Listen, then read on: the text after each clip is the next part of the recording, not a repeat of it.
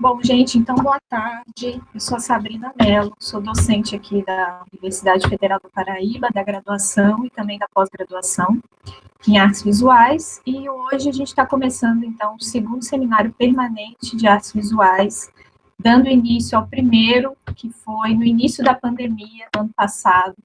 Não esperávamos que novamente, né, quase depois de um ano, estaríamos aqui online com toda essa situação, né? A gente esperava que seria algo passageiro, mas temos que continuar dessa forma. Espero que em breve a gente continue esse seminário de maneira presencial, né? Que a gente possa se conhecer. Mas, como a Cecília falou, e a gente estava conversando aqui antes, essa possibilidade também de trocas online, né? De pessoas de outros estados, até mesmo de outros países, da gente se conectar e ir criando essas redes. E, na verdade, essa foi uma das propostas desse seminário, né? Criar redes, criar um local de debate, de diálogo, conhecer diferentes pesquisadores, pesquisadoras, artistas, docentes, e trabalhar essas diferentes perspectivas, aliando, então, a formação dos discentes da graduação, mas esse ano também em diálogo com a pós-graduação, né, do curso de mestrado associado ao FPB, o FPE, buscando também integrar esses diferentes níveis de ensino. Então, a gente abre as atividades de hoje agradecendo a parceria, né, da pós-graduação, agradecendo também ao grupo do PIBID, né, que hoje também esse seminário vai congregar a primeira formação do Programa de Iniciação à Docência Artes, que é 2020-2021, coordenado, então, pela professora Cecília, pelo professor Vanildo.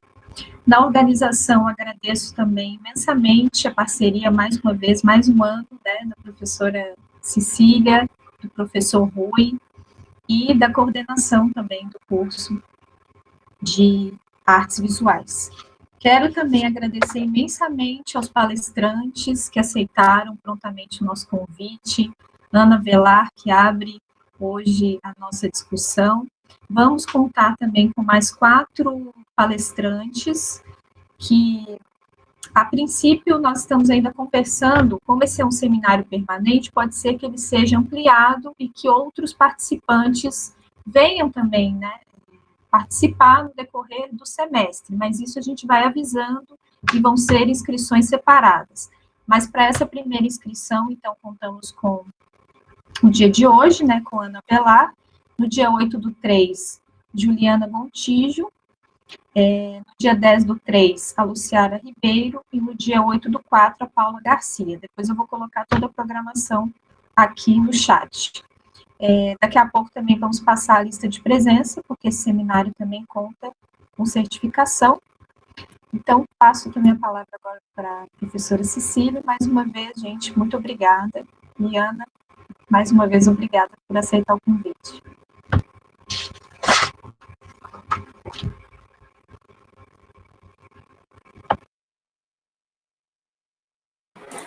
Tem que ligar o microfone, Cecília. Boa tarde, pessoal. Queria começar agradecendo, né, a disponibilidade de todos e de todas e de todes. Estamos aqui mais um seminário, né, Sabrina? A gente conseguiu, felizmente, consolidar essa parceria e esse espaço, né, tão importante para as reflexões sobre temas atuais, sobre questões que vêm surgindo nas artes visuais, né, como esse campo de conhecimento e de produção. Os objetivos desse seminário é justamente, como Sabrina falou, criar esse espaço contínuo, né, e ele está aberto, viu, Vanildo, Ana, Samara, quem mais, né, estiver aqui e quiser propor para o seminário uma conversa, um debate, esse seminário ele tem justamente esse papel, né, de criar esse espaço para um debate, um encontro, né, entre as pessoas que estão pensando as artes visuais e as artes de modo geral, né, já que hoje a gente está aqui com o pessoal da música também, tá? Então, agora nesse segundo seminário, a gente tem a participação do professor Rui Chaves também, né, que está na pós-graduação como professor visitante, e esse seminário, ele é uma forma de dar as boas-vindas ao semestre, tá? A gente não usa muito o termo aula inaugural, mas a ideia é que seja um pontapé inicial para o semestre, para aquecer o debate, né? E o semestre de 2020.2 está começando agora, começa amanhã. Então, também é uma forma de dar as boas-vindas aos estudantes da graduação, iniciá-los nos debates, né? Sempre escolhendo temas que vão permitir a reflexão sobre algo atual, alguma questão que a gente necessita debater no momento, tá? Eu queria só falar só mais uma questãozinha sobre o PIBID também. Esse ano a gente resolveu integrar o PIBID, que é o Programa de Iniciação à Docência, justamente por essa necessidade de tentar integrar mais as áreas, né, de conhecimento no campo das artes. Né?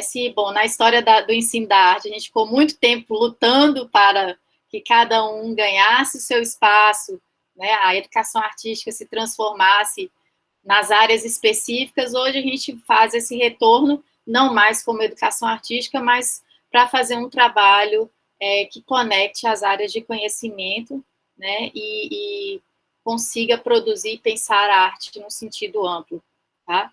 A ideia é essa. Então, achei bem interessante unir esses dois eventos para que a gente possa, né, enfim, se juntar, dialogar as áreas de conhecimento que estão próximas fisicamente na UFPB, a gente fica no mesmo centro, mas muitas vezes a gente nem conhece as pessoas que estão na música, no teatro, né? É uma ideia que eu acho interessante para o seminário e para a formação do PIBID.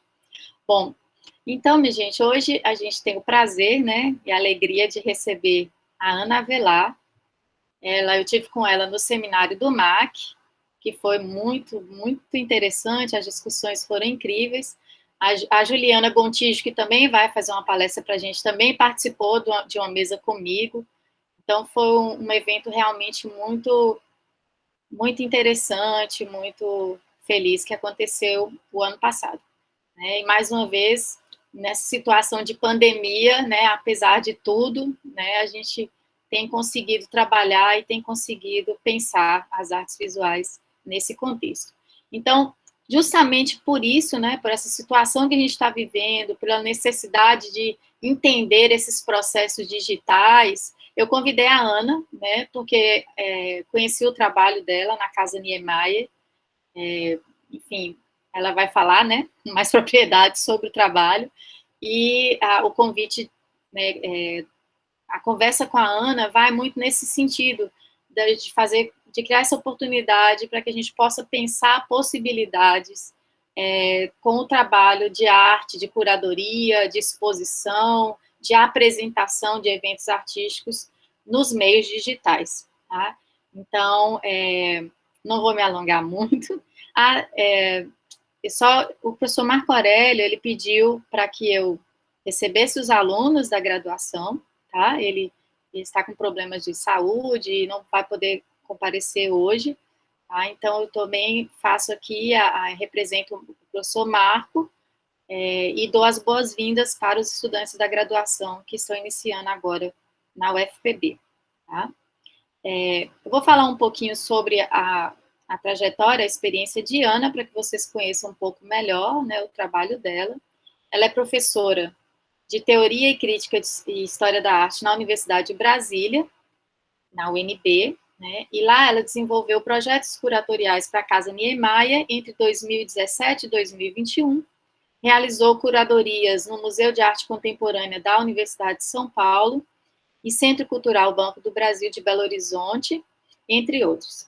Participa de júris e prêmios nacionais, como Marco Antônio Vilaça, do qual foi finalista em 2017, Jabuti, Pipa e Rumos Itaú Cultural. Em 2019, foi ganhadora do programa Intercâmbio de Curadores, promovido pela Associação Brasileira de Arte Contemporânea, em parceria com a Getty Research Institute. Então, minha gente, a nossa conversa hoje é com a Ana. Eu passo a palavra, Ana, fique à vontade. Cecília, muito obrigada. Eu quero agradecer a todos os professores que fizeram esse convite para mim, mas eu estendi o convite ao meu grupo de pesquisa e já vou explicar por quê. Então, muito obrigada por estarem conosco, né? Inclusive nos ajudando a divulgar esse trabalho, né? Nós recentemente deixamos a Casa Niemeyer. Então, encerramos os nossos projetos educativo-curatoriais lá, né? Mas pretendemos oferecer auxílio como grupo de pesquisa a todos que precisarem, né? Então, nós estamos agora desenvolvendo esse trabalho para que nós possamos ajudar outras instituições, outros grupos, da mesma maneira, com a nossa experiência, da mesma maneira que tivemos ajuda de muitos grupos de pesquisa por aí, né? Então, muito obrigada por nos dar esse espaço para contar essa história, essa experiência. A professora Cecília entrou em contato comigo, nós nos conhecemos num webinário sobre museus, curadoria e universidade, aliás, né, mesmo assunto. E ela me pediu que compartilhasse com vocês a experiência da exposição Tá Me Vendo, Tá Me Ouvindo, Narrativas do Digital, que foi uma exposição realizada recentemente, ainda está em cartaz, eu vou mostrar para vocês, pelo meu grupo de pesquisa e por mim, no âmbito ainda da Casa Niemeyer. Mas, para que nós pudéssemos contar um pouco dessa experiência, nós resolvemos contar, então, a experiência pregressa que nos fez chegar até essa exposição de arte digital no digital. Né? Então, nós vamos contar um pouquinho para vocês como foi a constituição da primeira coleção de arte contemporânea para a Casa Niemeyer, né? Como, então, com a pandemia, nós tivemos que nos adaptar por um educativo digital que simplesmente não existia, então nós criamos um educativo digital para as redes sociais e com isso um modelo para outras instituições de baixo orçamento poderem desenvolver, né, os seus educativos, e finalmente entendemos que era necessário realizar uma exposição de arte digital. Vou explicar tudo direitinho, vou compartilhar com vocês um PDF para guiar a minha fala. Eu peço à professora Cecília que, caso eu esteja demorando demais, me dê um puxão de orelha, fica à vontade. Ana, só queria que você apresentasse a Samara, né? Desculpe, vou apresentar a Samara. A Samara, eu acho que eu apertei algo que eu não deveria apertar, só um pouquinho. Tá tudo ok. A Samara, porque eu vou apresentar o grupo todo. Hoje, quem vai falar comigo é a Samara Correia, que é a minha assistente curatorial, ou era minha assistente curatorial, agora ela é membro do grupo, né? O nosso grupo funciona da seguinte maneira: todo mundo faz a parte de curadoria juntos e pensa a parte de curadoria e pesquisa juntos, mas cada um tem habilidades próprias, muitas vezes adquiridas, inclusive, em outros momentos, né, para além da universidade. Então, a Samara já era jornalista quando passou a fazer História da Arte, então ela desenvolve conosco também toda a parte de planejamento de comunicação.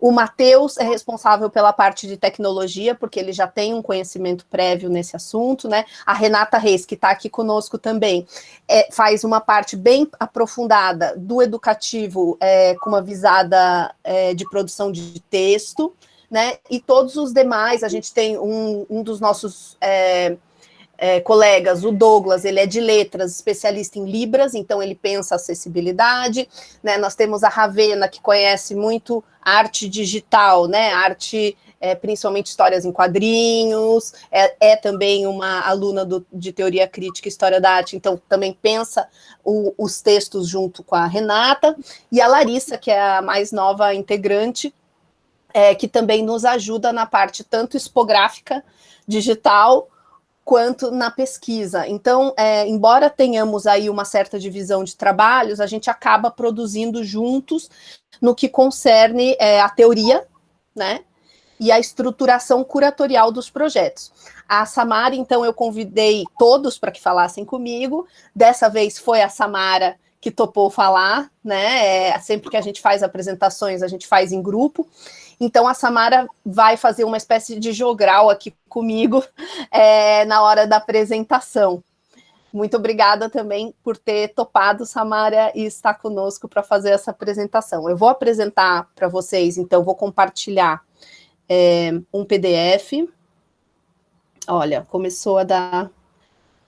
Eu acho que eu preciso... Talvez eu precise sair e entrar de novo. Eu não estou conseguindo apresentar. Só um minutinho.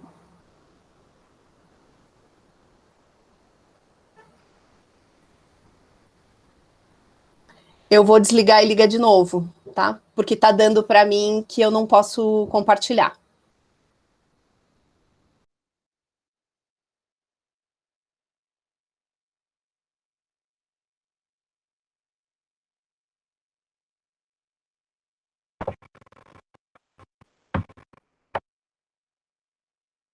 Vamos ver se agora vai, senão eu mando para a Samara e ela compartilha. Só um minutinho. Diz que eu não tenho permissão. Eu acho que quem criou a sala tem que te dar a permissão para transmitir. Ah, tá. Sim. Eu vou mandar de todo modo para a Samara, porque assim ficamos as duas com... Não está aparecendo nada aqui para mim, Sabrina. Deixa eu dar uma olhada se aparece aqui para mim. Talvez a gente tenha que... Se quiser me enviar, Quem Cecília, vou te enviar. Só um minutinho aqui. Cecília, eu acho que embaixo, olha se no seu não tem um botãozinho bem lá embaixo, na parte direita. Ah, tá, peraí, deixa eu ver. Na parte direita. Já está em PDF, então é bem embaixo.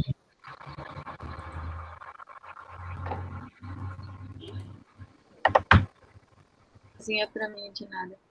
Bom, achei. Olha, tá verdinho aqui o compartilhamento de tela. Então, tenta agora. Tava verde antes? Tava. Para mim não aparece. Deixa Vou eu tentar a window. Ele diz que eu preciso dar permissão, mas onde exatamente eu não sei. Que eu preciso dar permissão. Ah, é o seu computador, né? Mas eu já mandei para a Samara e como a gente ensaiou antes, ela pode ir compartilhando e eu vou mostrando. Você recebeu no seu WhatsApp, Samara? Tô abrindo aqui, só um momento. Uma guia. Apareceu para vocês? Tá vindo. Sim. Apareceu. Perfeito. Então deu tudo certo no final. Sigamos. Obrigada, Samara. Bom, Imagina. Então o projeto que nós vamos apresentar hoje é dessa exposição, tá me vendo, tá me ouvindo, né? Narrativas do Digital. A ideia, como a professora Cecília bem disse, né, é apresentar soluções ou ideias, né, ou propostas possíveis para exposições digital para espaços públicos de arte. Por que para espaços públicos? Nós pensamos que os espaços públicos, entendemos que os espaços públicos são, como sempre, né, os que tem mais problemas, né, para poder dispor de um valor, de um orçamento compatível com o trabalho de qualidade que nós fazemos, né? Então, a ideia é um pouco trazer para vocês possibilidades de qualidade que estejam de acordo com a teoria de ponta que nós produzimos aqui no Brasil, né, na área das artes visuais, e, ao mesmo tempo, tentar com isso ter instrumentos para superar várias dessas limitações que nos são impostas por conta desse quadro, né? Você pode passar para a primeira, Samara? Você está me ouvindo? Você pode... Tá me ouvindo? Eu passei, não apareceu para você? Não. Para a próxima, socorro. número 2. Talvez tenha um delay. Porque que eu já fui. Ó, Cristo. Então, com esse tipo de problema é justamente o que nos motivou a fazer essa exposição. Por isso que ela chama Tá Me Vendo, Tá Me Ouvindo. Deixa eu começar de novo aqui para ver se funciona, meu povo.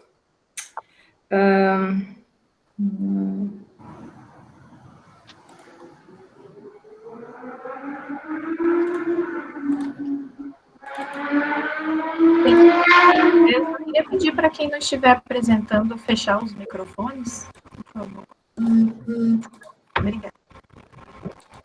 Só lembrando Agora que a foi? Cláudia já enviou aqui a lista de chamadas. Né? Foi.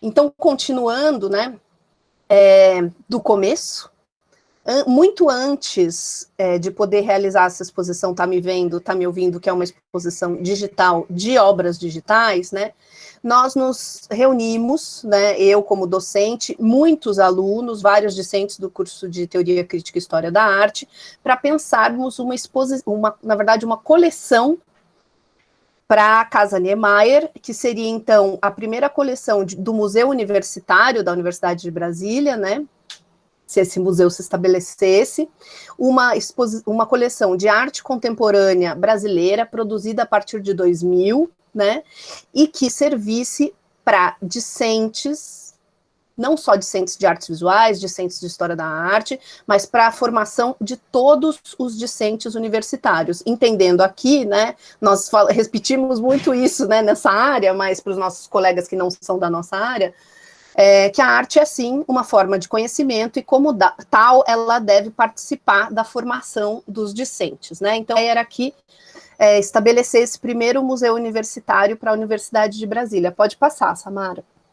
Essa é a imagem da exposição, né, que se chamou Triangular Arte deste Século.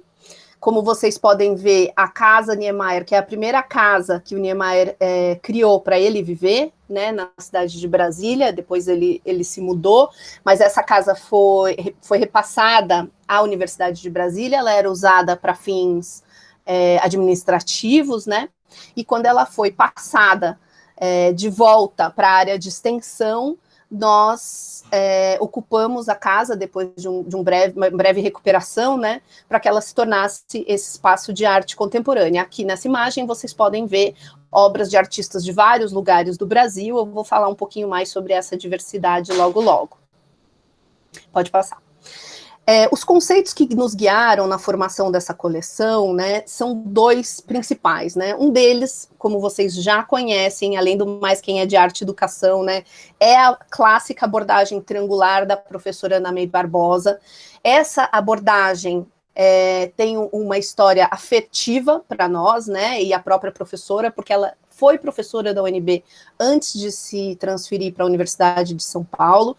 E, ao mesmo tempo, quando ela se transfere para a Universidade de São Paulo e passa a ser diretora do Museu de Arte Contemporânea da USP, e por isso uma inspiração para nós que estávamos investindo aí, né, na fundação de um museu de arte para a universidade, ela teve uma gestão brilhante no sentido de trazer para dentro do museu e, portanto, para dentro da universidade, sistemas artísticos que antes não eram contemplados, né? Como, por exemplo, as artes ditas populares. Então, a professora Ana May foi não só o conceito, né, foi importante para nós, mas a própria figura dela como alguém que defende, né, esse lugar da arte como conhecimento. E o segundo conceito é o de ativismo curatorial, difundido pela Mara Rally. A Mara Rally vai escrever sobre isso nos anos 2000, mas é claro que nós já conhecemos posições que realizam cortes, né, na historiografia da arte, tensionando a historiografia da arte. Nós acreditávamos que por meio de exposições, sim, era possível, e é possível, vocês vão ver, promover discussões, né, provocar, instigar o ambiente acadêmico e também o ambiente artístico a partir da universidade. Pode passar. A abordagem triangular, como vocês já sabem, né, ela propõe criar, analisar e contextualizar obras, mas nós promovemos um duplo, né, como se fosse um espelhamento a partir da noção curatorial, né? Então, nós nos apropriamos dessa abordagem e transformamos essa visada numa visada que orientasse a curadoria. Também nos interessa a ideia de iconografia do olhar, proposta pela professora Ana May, com o objetivo de formar repertório para os nossos discentes, né? Então, como vocês sabem, fora do eixo, é muito difícil nós termos acesso às coleções, né? Muitas vezes nós dispomos de museus nas nossas cidades, né, por todo o Brasil, mas frequentemente nós não podemos penetrar nas coleções desses museus, né? Então a ideia era que nesse museu os discentes pudessem trabalhar dentro da universidade com arte, com curadoria, com montagem, né? Pode passar.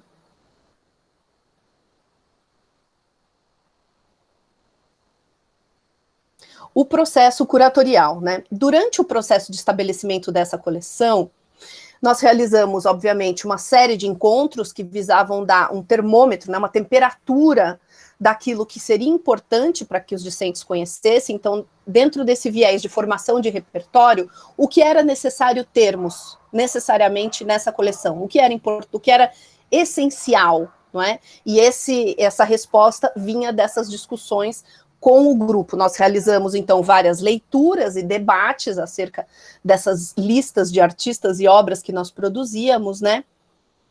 E num dado momento, quando passamos a fazer os convites, esse processo todo levou cerca de 1 ano, tá?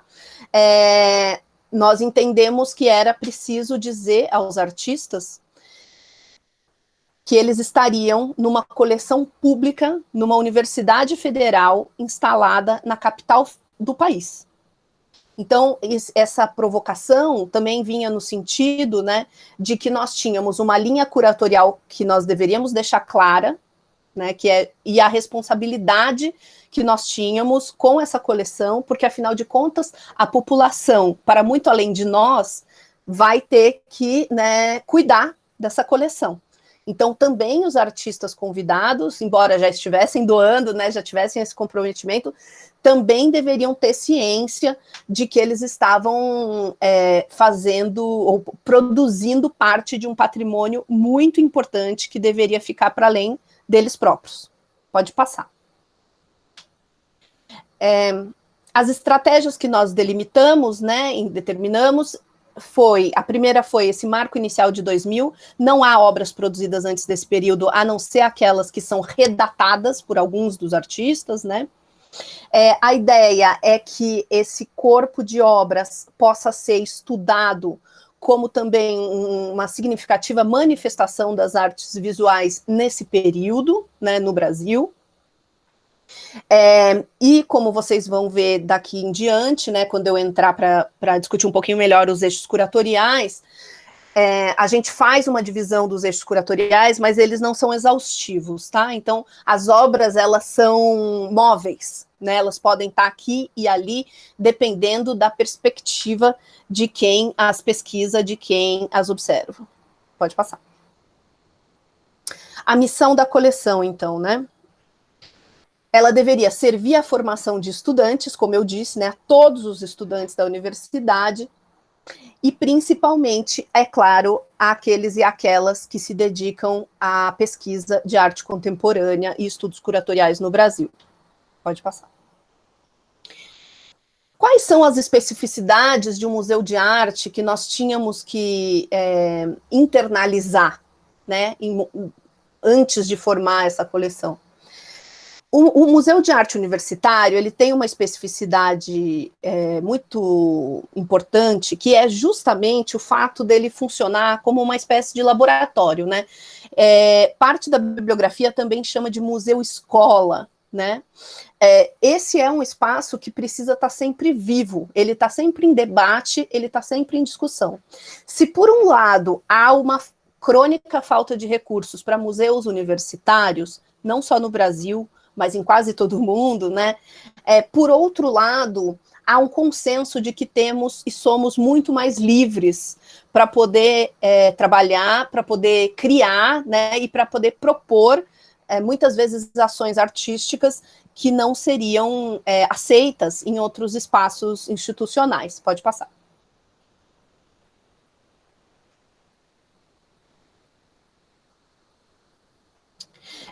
Aqui é uma observação importante, né? Existiam já algumas coleções dentro da Universidade de Brasília, principalmente estabelecidas na Casa de Cultura da América Latina, mas essas coleções não possuíam um viés curatorial. Então, como vocês sabem, vocês são todos, né, universitários, o que acontece? As universidades recebem essas doações, né? Frequentemente sem dispor de um valor, né, sem dispor de um subsídio para poder cuidar dessas coleções, frequentemente também sem poder escolher o que recebeu ou não, porque faz parte de uma negociação muito delicada entre doadores, né, e receptores. Então, as coleções da UNB, elas eram conformadas dessa maneira, elas não possuíam uma linha, um perfil curatorial nesse sentido. A coleção triangular possui, há critérios curatoriais, e agora a gente vai ver os eixos curatoriais que aparecem na coleção, alguns deles, tá? Então, o primeiro seria as disparidades e invisibilidades sociais, aí a gente tem uma imagem da Bárbara Wagner, eu não vou me deter nas obras, porque eu não tenho tempo, né, mas outro dia a gente conversa melhor sobre isso. Então, são muitos trabalhos que discutem a condição histórico-política brasileira, a violência, grupos marginalizados, a crítica às instituições políticas, certo? Pode passar. Um outro grupo significativo derivado do anterior seria Brasília como espaço simbólico, então muitos artistas que pensam aqui o lugar de Brasília como um lugar de conflito, né, simbólico para todo o país, então, né, esse é um trabalho do Guerreiro do Divino Amor, um artista do Rio de Janeiro que fez uma residência artística conosco, né, e produziu esse trabalho lá conosco, é justamente o trabalho sobre Brasília. Um terceiro eixo seriam questões da sexualidade. Aqui, então, nós abordamos questões relativas ao corpo, muitas vezes relativas a gênero, né, e que aparecem com muita força em toda a coleção, da mesma maneira que aparecem, né, de maneira sobressalente, né, na arte contemporânea produzida no Brasil hoje. Pode passar. Um outro eixo importante seria aquele da chave feminista, muitos trabalhos né, de artistas mulheres discutem a condição de gênero e a partir desse lugar fazem os seus trabalhos pulsarem, né? Pode passar. A pintura pela pintura é um outro grupo ainda, vocês vão perceber, se puderem acessar, né, a coleção que se encontra online, nós depois passamos para vocês o endereço. Como há muitas pinturas na coleção, essas pinturas, em geral, fazem a discussão da própria pintura, da própria história da pintura, e principalmente do lugar incômodo da pintura contemporânea hoje. Pode passar. A vida e a morte seria um eixo também que traz questões relativas ao meio ambiente, à natureza, aos ciclos da vida e da morte, né? Esse é um trabalho que o Jaider Isbel, né, um artista indígena que hoje está muito em alta, né, está muito bem colocado, nos doou. Pode passar. E o eixo curatorial da cultura brasileira, né? Esse nome nós demos entendendo que nesses trabalhos há uma conversa com noções do artesanal, do manual, né, com conversas com as artes ditas populares, e que os artistas partem dessa discussão, que é uma discussão prolífica, né, no Brasil. A Lina Bobardi vai ser, então, uma espécie de direção desse debate, né, para todos nós, em termos de curadoria, né? Pode continuar. E o grupo 8, se não me engano, é o último grupo, né, que aborda questões da experiência individual versus a experiência coletiva. Alguns artistas vão abordar a condição do indivíduo, né, enquanto que outros vão se debater com as novas formas de coletivo na contemporaneidade, a partir da ideia de memória, corpo e de linguagem. Os resultados dessa exposição eu gostaria que a Samara comentasse, porque é justamente a Samara quem tem essa habilidade para fazer as análises dos nossos números. Então, gente, vocês estão me ouvindo? Tudo certinho, né? Ai, alguém me responda, porque eu não vejo nada. Sim. Ótimo. Sim. grande plateia.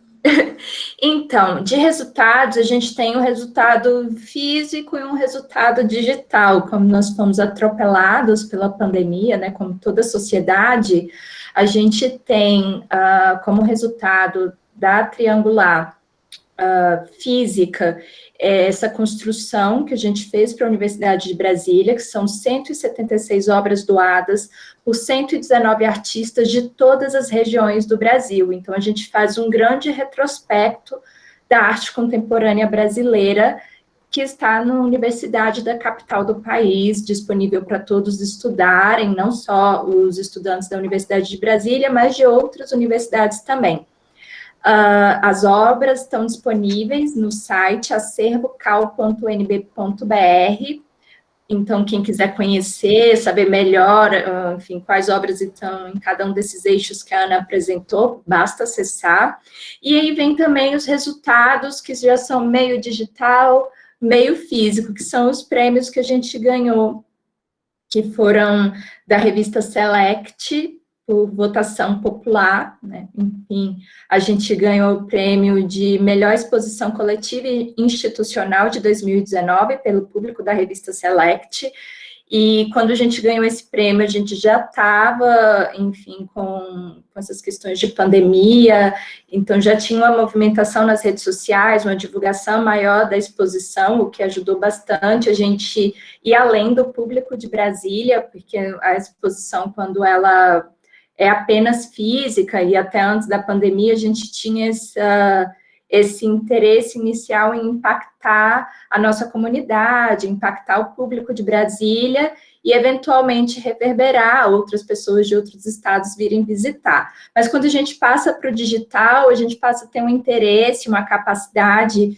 de atingir um público nacional, por que não internacional, e ampliar os debates em torno dessa coleção que a gente criou.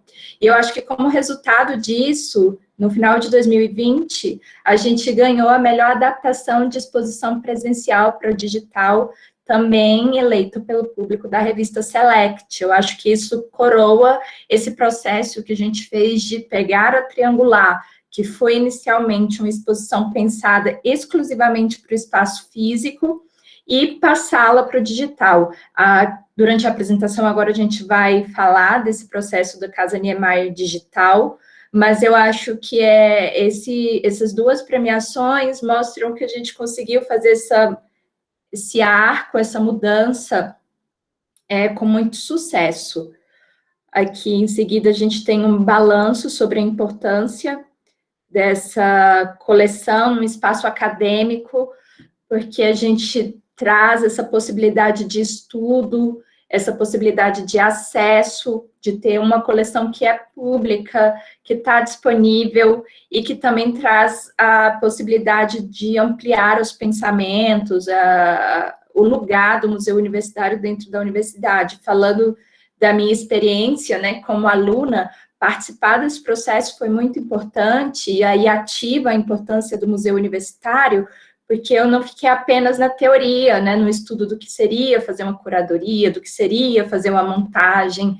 Eu participei com os outros alunos que estavam dentro desse grupo, do processo de seleção dessas obras, de conversa com os artistas, de uma reflexão curatorial, depois todo o processo de montagem da exposição, os problemas que surgem durante essa montagem de acordo com a especificidade de cada obra, depois como divulgar, como trabalhar os eixos curatoriais no educativo.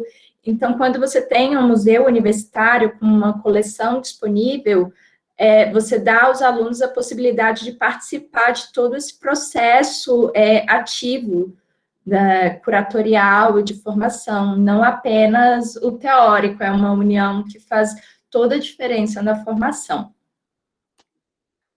E aí, Ana, não sei se você quer falar, ou se eu sigo com Casa Niemeyer Digital.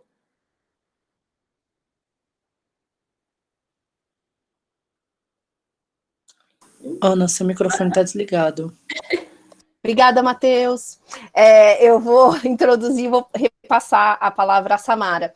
Então, a Casa Niemeyer Digital, como a Samara introduziu já, né, ela veio como como uma solução para um momento de fechamento dos nossos espaços presenciais, né? Nós tínhamos um compromisso tanto com os artistas e as artistas que tinham doado obras, no sentido de produzir um educativo que seria presencial, como com os estudantes que estavam nesse momento completamente sozinhos e isolados, mesmo antes das universidades conseguirem se organizar nesse sentido, né? Como nós tínhamos muita agilidade, somos um grupo pequeno, nós conseguimos fazer rapidamente uma adaptação, pensar a estrutura do que seria, a estrutura básica, né, do que seria um educativo para as redes sociais. Nós não possuímos site, tá? Até hoje, então essa é uma realidade, nós não teríamos outros caminhos aí a percorrer, né? Então nós precisávamos fazer com que esse educativo funcionasse com qualidade nas redes sociais e que com isso nós constituíssemos uma produção de conhecimento confiável, né? Para quem estava então em isolamento em casa, um tanto sem saber por onde nos levaria esse período. Então, nós desenvolvemos atividades para o Instagram, para o Twitter, para o Facebook, para o Tinder e para o YouTube. A gente vai falar rapidamente sobre cada um deles, se puder passar. Essa é uma imagem geral de algumas das ações virtuais que nós realizamos durante o processo da Casa Niemeyer, né, da Casa Niemeyer Digital, desculpe. Nós ganhamos um edital para a pandemia da própria universidade nesse período, o que nos possibilitou adquirir materiais, né, equipamentos, para constituirmos um laboratório. Ainda não pudemos nem usar esses equipamentos, né, Samara, porque nós não podemos nos encontrar. Mas um dia poderemos, e de todo modo, isso também nos deu um reconhecimento, né, de que a instituição estava do nosso lado, né, estava apoiando as nossas ações durante a pandemia. Se puder passar.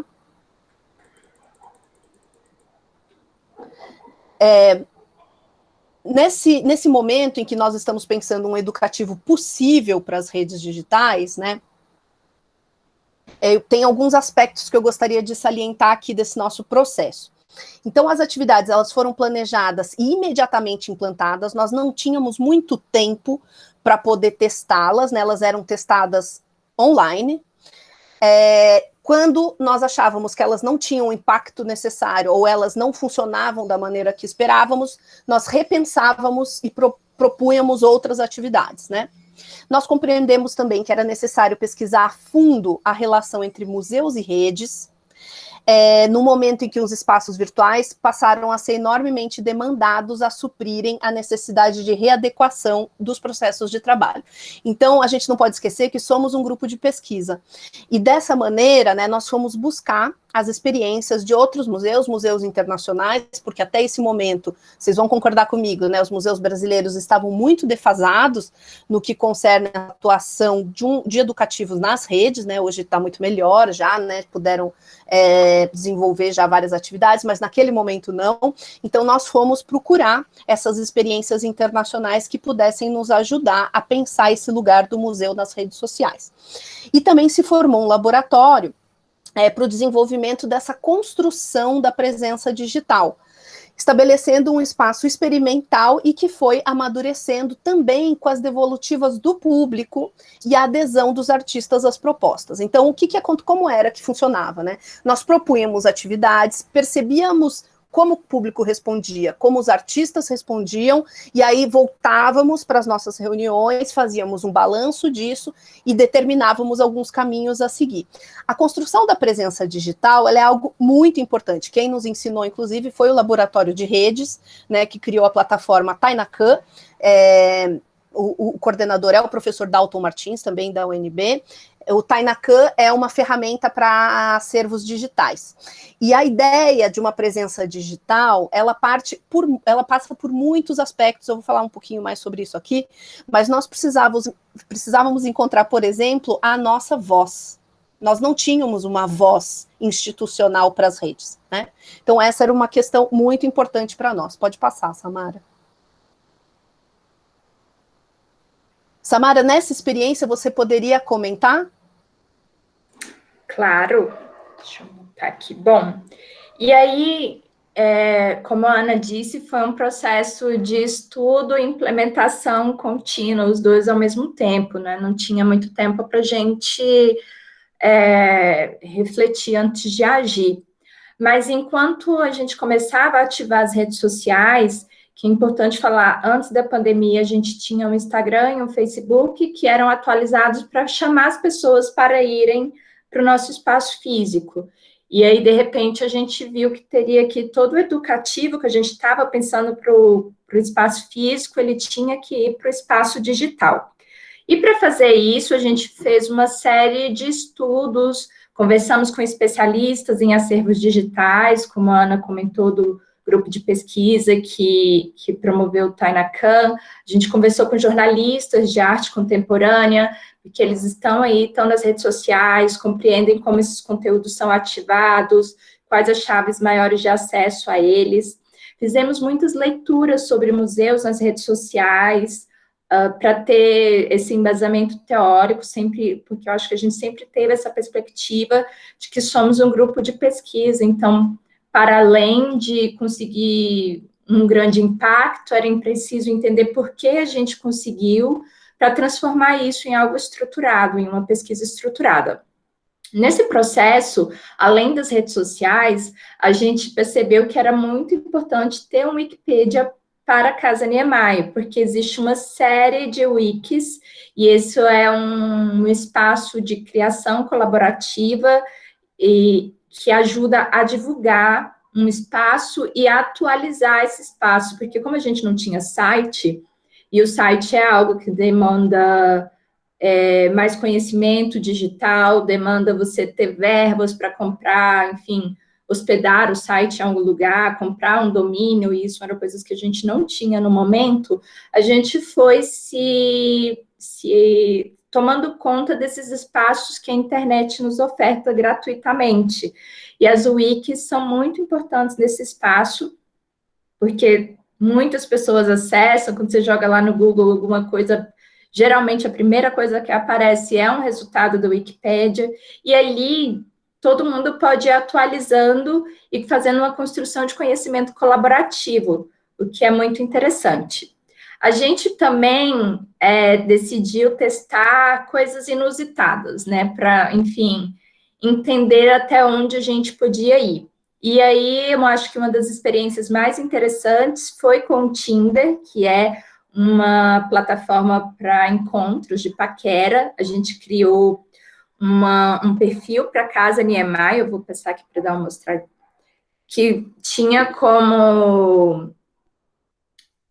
o perfil era da Guanabara, que é uma escultura do Alfredo Sestriati, que está lá na Casa Niemeyer, na beira da piscina da Casa Niemeyer, e era um perfil muitos matches, e aí a gente conversava com as pessoas na intenção de convidá-las para vir conhecer a casa depois que passasse a pandemia. E aqui era muito interessante porque a gente acabava atingindo um público que não necessariamente está conectado às artes, ainda mais à arte contemporânea, porque no Instagram ou no Twitter, geralmente quem chega para seguir a gente é alguém que já tem algum interesse em arte, ele já chega ali com algum interesse. E no Tinder, não, é uma imagem de uma escultura e as pessoas curiosas que não estão nem pensando em arte davam um match e, de repente, ficavam sabendo da existência da Casa Niemeyer, ficavam sabendo onde ficar, qual era a localização. Então, foi uma experiência muito rica, trouxe muitos comentários interessantes. A gente fez uma publicação no nosso Instagram trazendo as principais conversas de paquera com a Guanabara, para quem quiser conhecer, tiver interesse, só ir lá no Instagram da Casa Niemeyer, que vai estar tudo lá. E aqui do lado tenho a chamada para o Wiki, como eu disse, onde a gente colocou a história da Casa Niemeyer, também a história das exposições que já aconteceram lá, nessa ideia de uma página que é colaborativa e que vai sempre sendo atualizada, mantendo essa mantendo viva a história da Casa Niemeyer. Porém, é fato que a rede que a gente mais atuou e que teve o maior sucesso foi o Instagram, por ele ter uma variedade de formatos, né, de publicação, e por os artistas estarem lá também, porque o que a gente percebeu é que para fazer essa ativação nas redes sociais era muito importante a gente ter a parceria dos artistas, porque eles também ajudavam a chamar um público e ajudavam a ativar essa coleção que a gente tinha. Então, se a gente tinha expectativa, às vezes, de chamar alguns artistas para um bate-papo lá na Casa Niemeyer Física, talvez como trazer esses artistas para nossas redes sociais, mas de uma forma que faça sentido para as redes sociais, porque aqui, claro, a gente está agora num seminário, que vem para cá, está nesse interesse de conhecimento, mas se você faz sempre seminários para um público da rede social que está sempre muito desligado, né, tem muitas coisas brilhando na tela, você não consegue prender a atenção. Então, é necessário pensar um conteúdo que faça sentido dentro de cada rede. E aí, a gente fez essa pesquisa para o Instagram, como a Ana falou, inicialmente, por exemplo, a gente publicava foto das obras, com uma breve descrição, e a gente percebeu que isso tinha pouquíssimos acessos, a interação não era legal, a gente não conseguia encontrar o público com esse tipo de publicação. E a partir daí a gente começou a pensar, então, em ações. E a ação que, com certeza, teve maior sucesso durante esse período foi a ocupação triangular, que é mais conhecido como takeover, quando a gente chama um artista ou uma pessoa para ocupar as nossas redes. O nosso takeover, ele tinha uma especificidade que era uma grande liberdade para o artista. Então, a gente entregava a senha e falava, olha, você pode fazer o que você quiser, durante 24 horas. E isso fez com que os artistas fossem muito livres nas nossas redes sociais, se sentissem abraçados para, de fato, falar de temas que eram interessantes para eles, de irem além da obra que está exposta na Casa Niemeyer, então eles não tinham essa obrigação de falar daquele trabalho que está na exposição, mas sim, enquanto artistas contemporâneos, mostrar a sua produção atual, mostrar temas que impactam a pesquisa e a produção deles. Foram 8 meses dessa ação, foram 29 artistas, e também coletivos que participaram. Aqui do lado tem algumas imagens das chamadas, e também dos stories que esses artistas produziram, né? O Thiago Santana fez uma caixinha de perguntas, isso ainda bem no início da pandemia, e como seria a rotina do artista. A gente tem aqui a Julia Ângulo, teve um pouco de tudo, e isso é legal porque está tudo salvo lá no Instagram da Casa Niemeyer, e também é uma forma de pesquisar como esses artistas estavam vivendo esse momento da pandemia, de transição. Eu acho que todo o material que a gente produziu para as redes sociais é um material também pensado como material de pesquisa, para quem um dia tiver interesse em pesquisar a coleção triangular e também os artistas que fazem parte dela.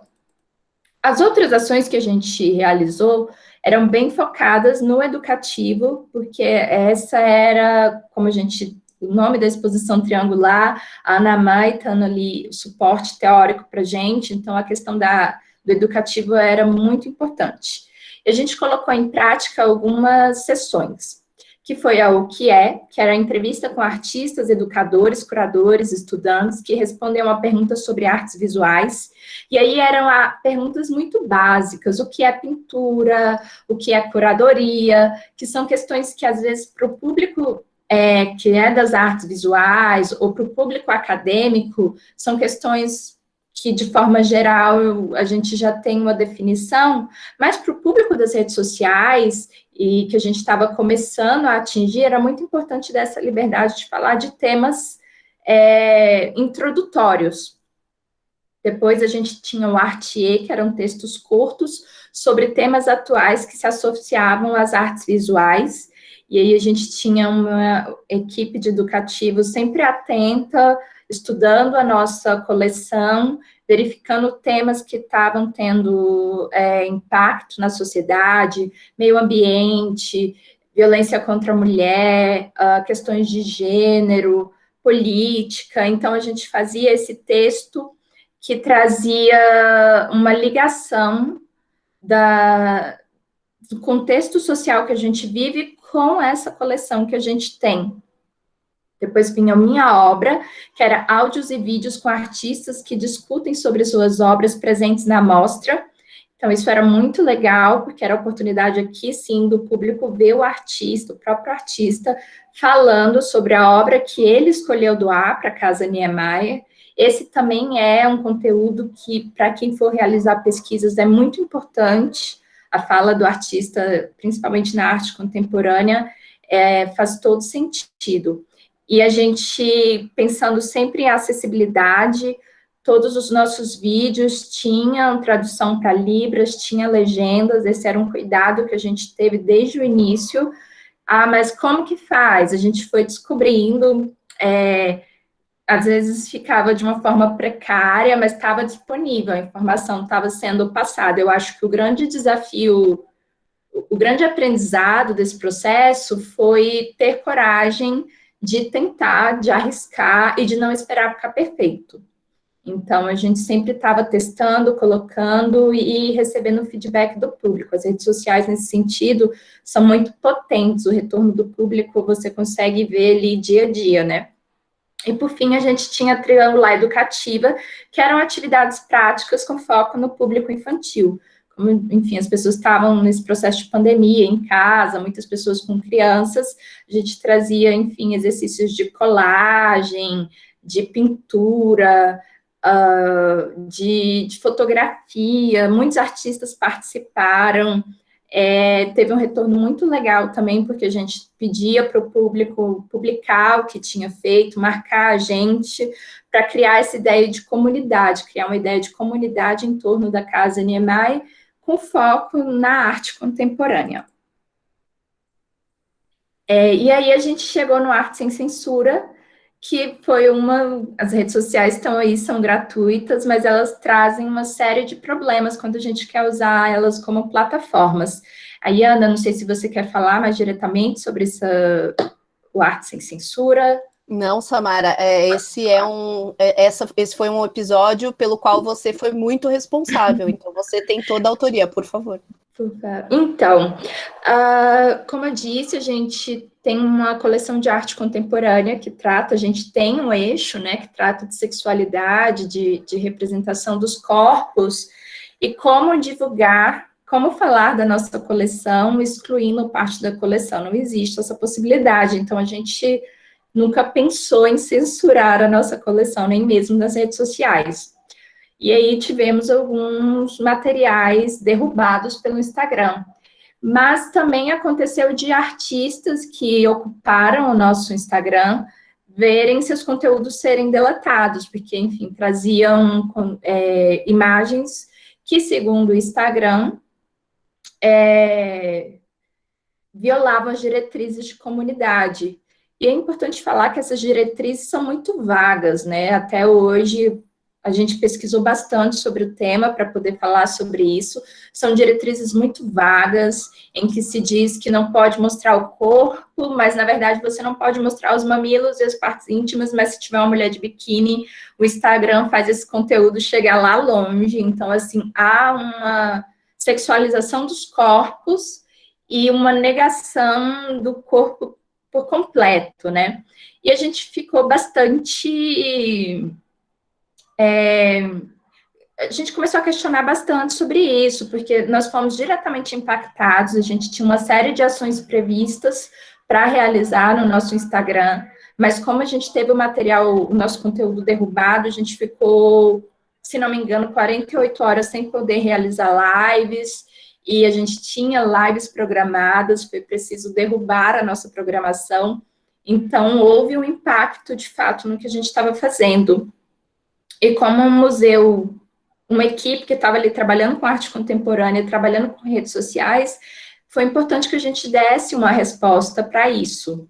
E então, por uma sugestão do artista visual Elo Samvoy, que está na nossa coleção, a gente fez um pedido, a gente primeiro publicou uma nota de esclarecimento, explicando quais foram os materiais que foram derrubados, qual era a nossa visão enquanto equipe em relação a isso, porque tinha muita gente que dizia, mas isso é normal, quando a gente entra no Instagram, a gente aceita as políticas da rede social, mas a gente não pode aceitar isso, assim, de forma sem contestar, porque, querendo ou não, o Instagram funciona com a gente publicando conteúdo, a gente dá conteúdo gratuito para a rede social, então é necessário buscar o diálogo e é necessário pensar, tá, se não pode mostrar aqui, onde que a gente vai mostrar? Quais são as outras possibilidades de trabalhar a arte nas redes sociais para a gente também não apagar parte da nossa coleção e de muitas outras coleções de arte que existem. Então, a gente depois da nota do esclarecimento, junto com o Elo, a gente fez o Arte Sem Censura, foi uma hashtag que a gente convidou todos os interessados no dia 4 de setembro de 2020, a partir das 20 horas, para todos publicarem algum tipo de imagem das artes visuais que tivesse o corpo como centro. E foi um retorno muito grande, a gente ficou muito animado. Em uma noite, assim, a gente não impulsiona conteúdos, né? Não põe dinheiro na nossa rede social, a gente não tinha isso. Então, era tudo orgânico, tudo acontecia pelos compartilhamentos e por as pessoas chegarem na gente. E na questão de uma noite, a gente ganhou 300 novos seguidores, a nossa hashtag foi publicada mais de 3.000 vezes.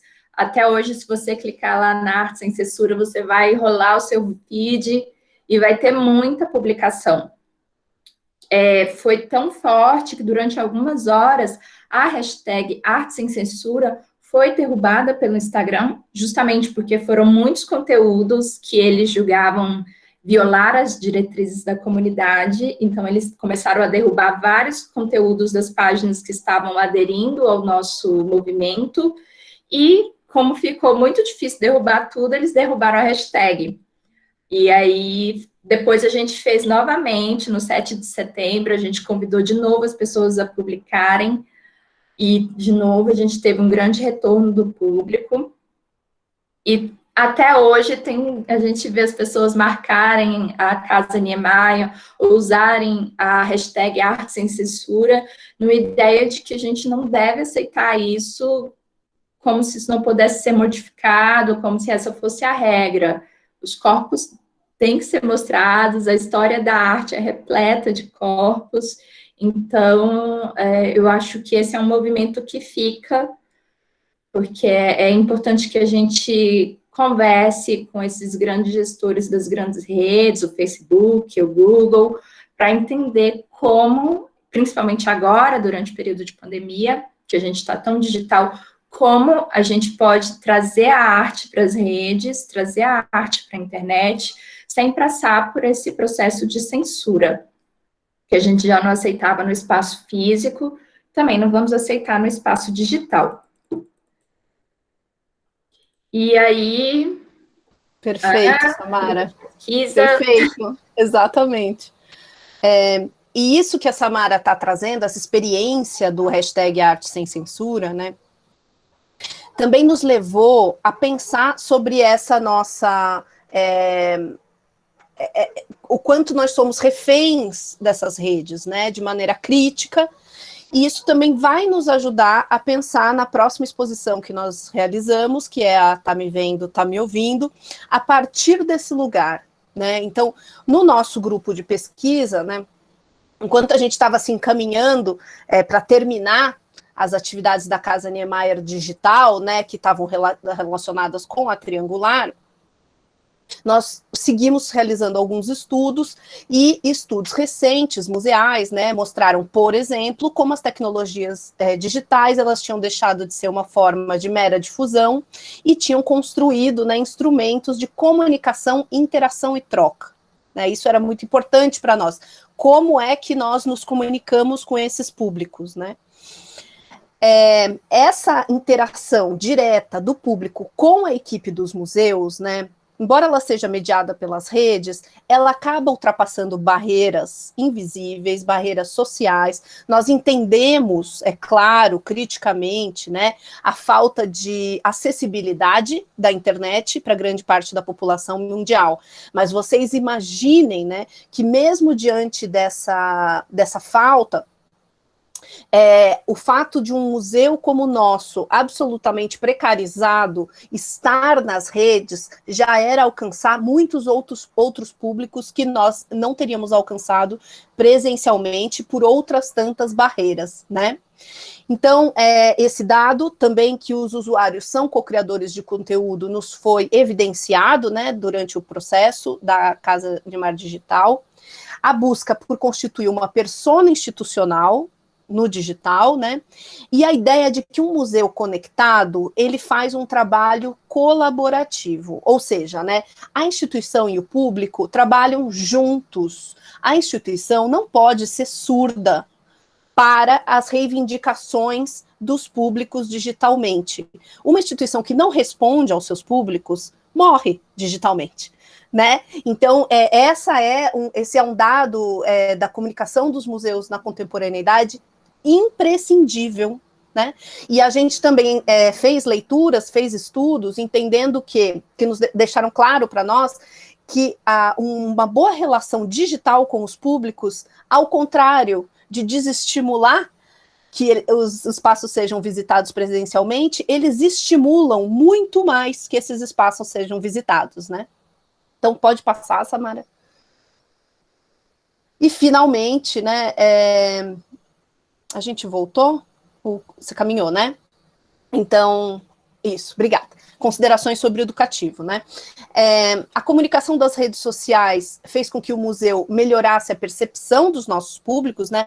Então, nós não sabíamos quem eram os nossos públicos para além dos nossos discentes, e especificamente das artes visuais, né? E aí nós começamos a perceber que nós tínhamos muitos outros públicos, né? E nós atendemos com maior eficiência o nosso papel de tornar disponível e acessível esse acervo. O nosso acervo, ele é público, ele é acessado gratuitamente, né? E nós queríamos comunicar isso para maiores e mais diversos públicos. Com as atividades realizadas, né, também se mostrou que o conteúdo publicado nas redes, ele incentiva a adesão de novos seguidores e constrói o que a Samara acabou de colocar como comunidade. A gente cria públicos que são fiéis a nos acompanhar nas redes. Isso, mais uma vez, né, para museus absolutamente precarizados, é absolutamente essencial, porque nós não contamos com, por exemplo, um orçamento específico para comunicação, né? Mal nós contamos com um orçamento para montagem, então vocês imaginem para comunicação, para produção de releases, para troca com a imprensa, né?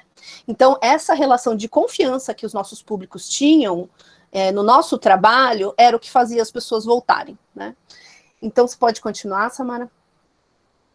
E, finalmente, os nossos estudos vão fazer com que nós entendamos que era necessário produzir uma exposição de arte digital digitalmente, né? A perspectiva de um isolamento social estendido nos trouxe muita preocupação, né? E, ao mesmo tempo, a necessidade de uma busca por uma solução para essa epidemia que não tende a diminuir, né? Não há perspectiva para a finalização desse isolamento social. Então, nós fizemos estudos sobre a arte digital, principalmente nas suas configurações atuais no Brasil. Nós não somos especialistas em arte digital, né? Nós realmente fomos atrás da bibliografia mais recente, produzida principalmente por autores e autoras brasileiros na área, né? E com isso nós fizemos mais uma vez todo um trabalho de levantamento, debate, discussão e para produzir essas listas de artistas que nós achávamos essenciais ter nessa exposição, né? E com isso nasceu a Tá Me Vendo, Tá Me Ouvindo, né? Você pode passar, Samara, para o próximo, por favor? Em dezembro de 2020, então, a gente inaugura essa exposição com 68 obras de 31 artistas, né? Mais uma vez, a direção é dada pela diversidade, tanto de regiões, como de faixa etária, como de meios, né? A exposição decorre dessa nossa experiência da Casa Niemeyer digital, e nós conseguimos estruturar o nosso trabalho constituindo um laboratório digital, eu falei para vocês, né, com esse valor que nós conseguimos de um edital para a pandemia. A exposição está hoje ainda nesse endereço, narrativasdodigital.tumblr.com. Pode passar, Samara, por favor. Então, a Tá Me Vendo, Tá Me Ouvindo foi uma exposição toda pensada para funcionar digitalmente, né? E nós compreendemos que a nossa própria defasagem na presença digital mostrava o quanto nós estávamos, né, num lugar periférico, e não só territorialmente, né, e não só por conta de baixos orçamentos, mas também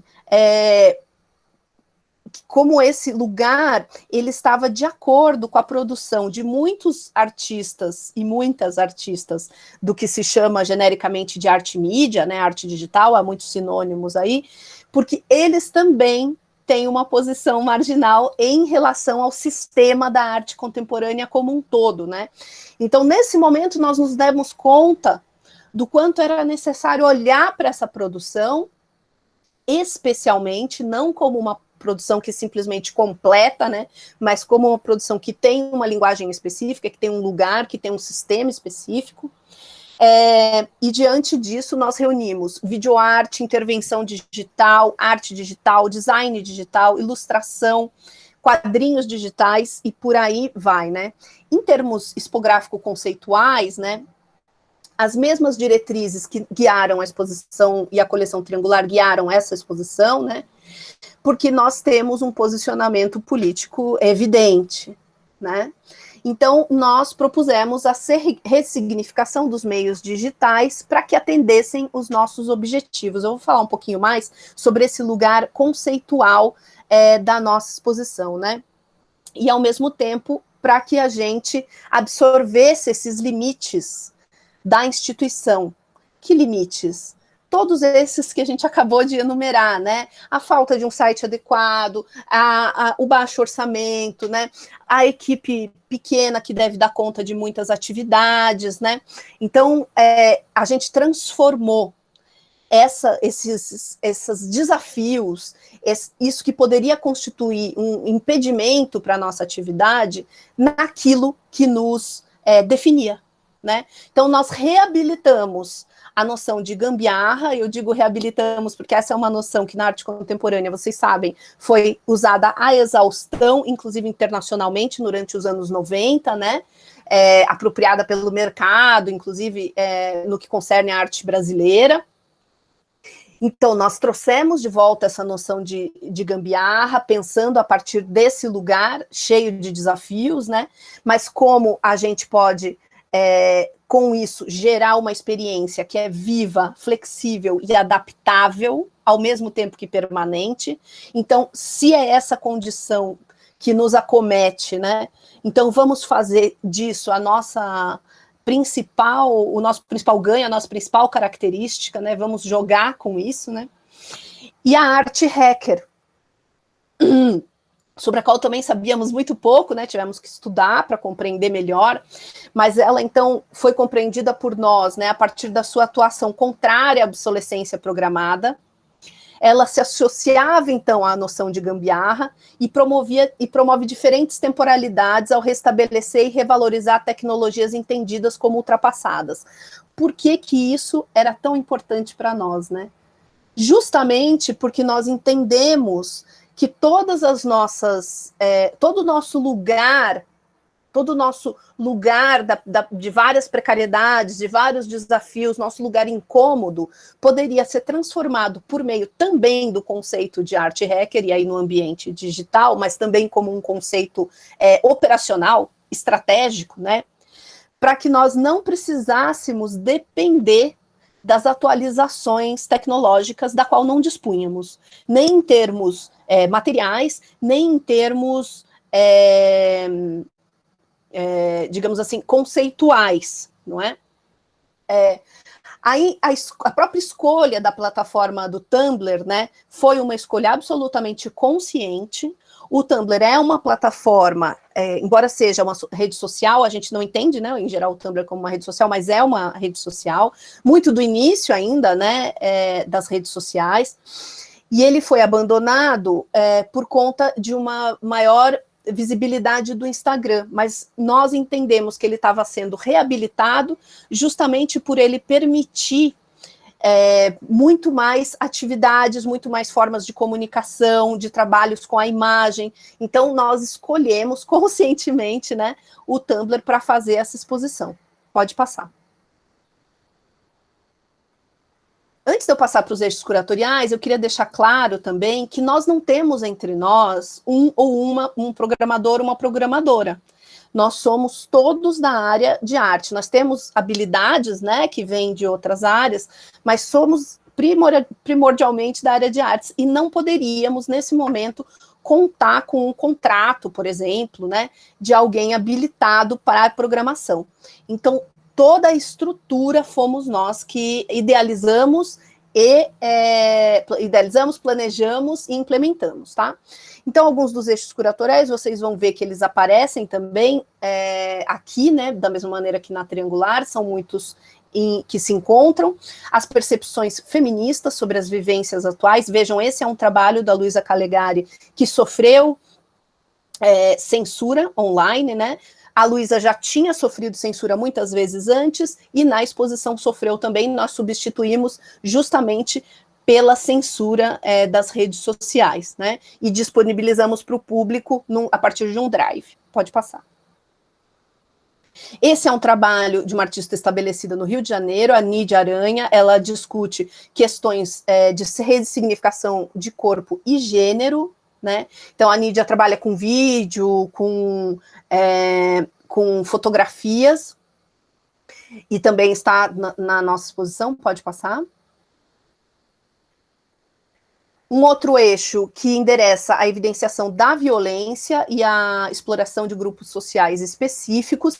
Esse é um trabalho de um artista também estabelecido no Rio, chamado Mulambo. Ele tem um trabalho constante de intervenção digital que ele promove no seu próprio Instagram. Então, nós compreendemos como as redes sociais, principalmente o Instagram, é um lugar para artistas que não possuem contato com as principais estruturas, né, do sistema artístico, poderem mostrar os seus trabalhos e, com isso, frequentemente se tornarem conhecidos, principalmente das comunidades, e crescerem, né, inclusive internacionalmente, com esse dado. E o Mulambo foi um desses artistas que nós conhecemos nas redes sociais, né?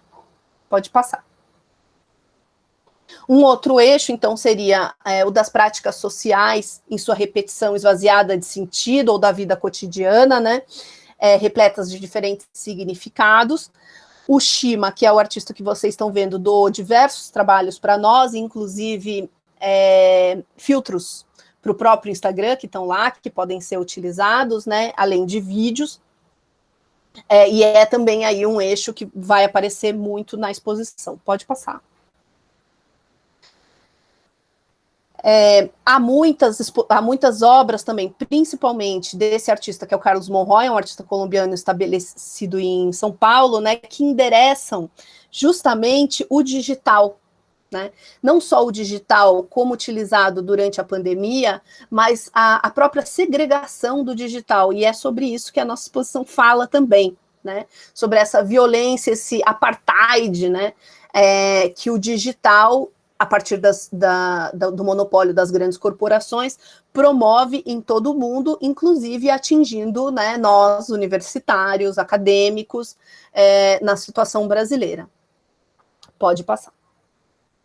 E, finalmente, eu quero agradecer a todos por nos acompanharem nessa palestra hoje. Com o fim dos nossos projetos curatoriais para a Casa Niemeyer, e agora nos voltamos para os nossos projetos a partir do grupo de pesquisa Academia de Curadoria. Nós estamos aqui para atender instituições que precisem, né, do nosso auxílio, a partir da nossa experiência desenvolvendo esses projetos. Nós oferecemos, então, apoio para podermos desenvolver projetos juntos e pensar toda a estrutura das exposições ou de uma eventual coleção, né, que as instituições estejam interessadas.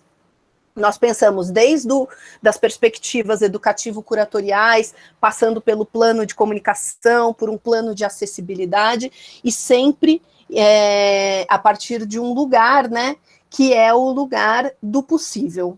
Né? Então, a ideia que nos guia é como fazer projetos com qualidade e rigor acadêmicos dentro das possibilidades que nos são oferecidas hoje nos nossos vários espaços públicos, né? Então, muito obrigada a todos que nos ouviram até agora, muito obrigada, Samara, por compor comigo essa fala. Ana, eu só queria destacar, eu acho, disso tudo, essa percepção que a gente tem desde o início, e seguiremos agora no nosso grupo de estudos, de fazer, trazer soluções acessíveis, né? Porque nem sempre a gente tem uma equipe de técnicos, nem sempre a gente conhece como funcionam as redes sociais, mesmo as redes sociais que a gente tanto usa, mas como otimizar o uso dela, como perceber o que está acontecendo. Então, eu acho que isso dá autonomia para que esses espaços, que nem sempre têm verba, consigam aproveitar também de tudo isso que a internet oferece gratuitamente, que às vezes não parece suficiente, mas é suficiente desde que a gente monte uma estratégia para uso, né? Isso, obrigada. Perfeito, Samara. Bom, obrigada, meninas. Incrível as ideias, enfim, tá? Anotei um monte de coisa aqui, porque dessas precariedades nós também vivemos, né? As gambiarras, elas são muito bem-vindas, né? Enfim, quem trabalha na Universidade Federal, pública, e agora em diante, cada vez mais, né? Vamos viver essa precariedade dos recursos, a falta de tudo. Então, para nós foi muito importante ouvir com mais detalhe essas experiências que eu já vinha acompanhando, né, há algum tempo, pelas publicações, né, pelo Instagram da Casa Niemeyer. E agora a gente tem um tempo para perguntas. Quem quiser fazer perguntas, enfim, reflexões a respeito do que a Ana e a Samara falaram para a gente, está na hora. Posso abrir, então, as perguntas? Bom, Ana, Samara e toda a equipe, né, do grupo de estudos, parabéns pelo trabalho incrível, né, por fazer dessa precariedade algo tão potente, né, e que está reverberando em diferentes espaços, inclusive aqui, né, na UFPB.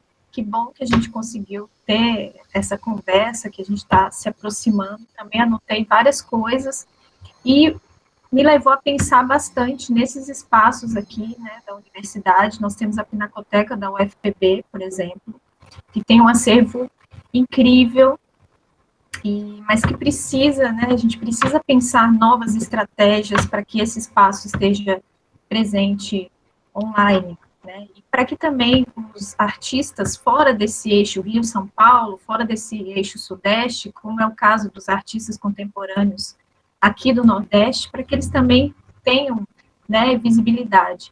Então, na verdade, esse projeto só instiga a gente a pensar novas estratégias, né, e inspiram bastante. Então, Ana, Samara e toda a equipe, parabéns.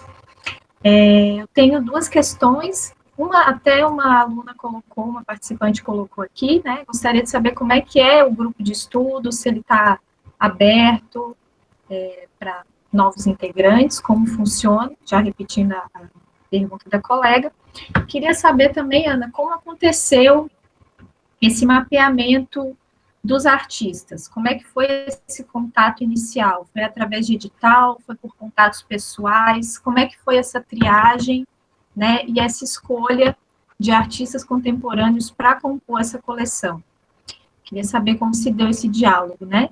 Outra questão que eu fiquei bem curiosa, para entender um pouquinho como é que funciona a estrutura física da casa, né, que abrigou também fisicamente esse acervo? Vocês contam com uma reserva técnica ou com restauradores? Talvez não na casa Niemeyer, mas tem um grupo de restauradores na universidade que trabalha com a conservação e prevenção dessas obras.